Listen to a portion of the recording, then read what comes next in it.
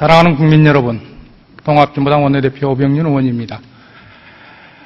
세월호 침몰 참사로 사랑하는 이들을 잃으신 가족분들에게 진심으로 위로의 말을 전합니다. 그리고 남은 16명의 실종자들의 조속한 구조를 애타게 바랍니다.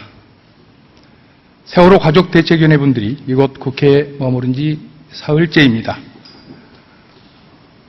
정치인들의 당리당략으로 진상조사가 제대로 되지 못함을 탓하시는 가족분들의 마음을 이해하고 슬픔을 온전히 닦아주지 못해 국회의원의 한 사람으로서 매우 죄송할 뿐입니다.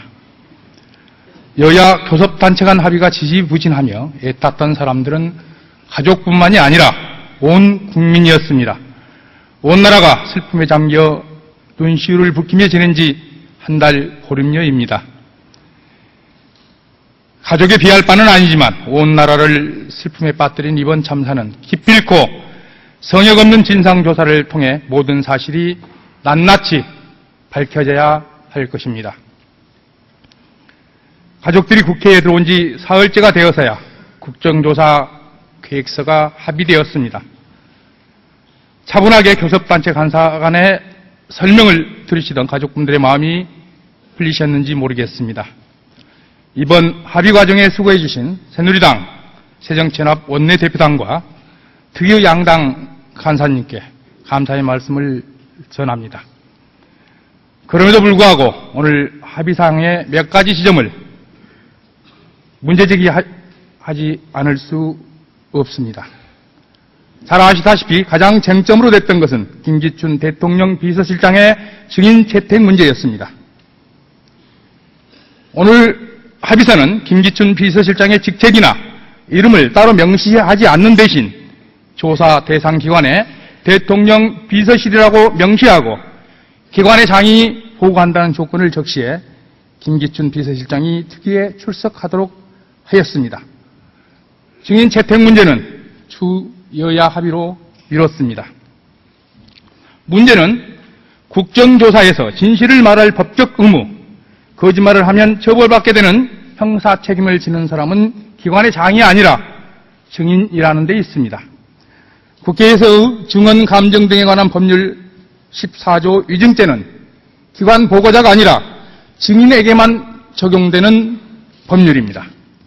기관의 장이어도 증인으로 채택되지 않으면 거짓 보고를 해도 형사처벌을 받지 않는다는 점입니다.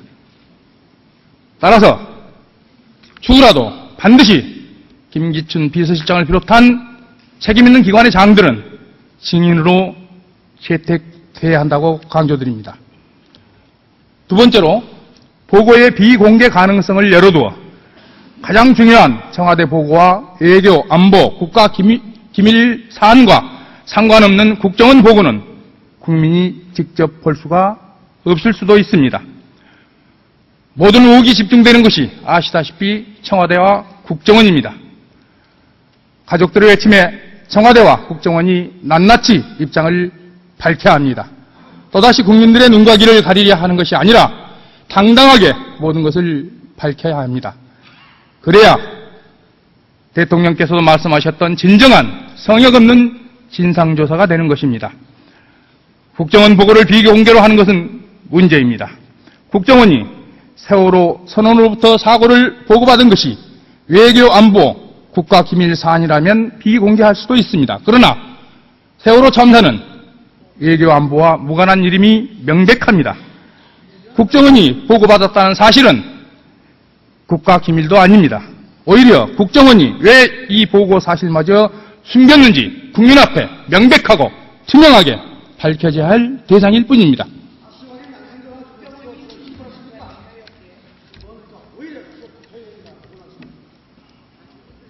들어주세요. 예. 너무도 가슴 아픕니다.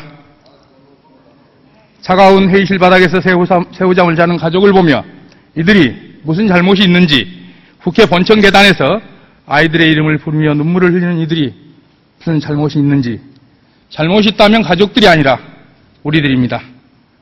더욱 잘못을 저지르지 않으려 한다면 가족들에게 약속했던 것처럼 성역 없는 진상조사를 통해 온 국민의 마음을 풀어줄 때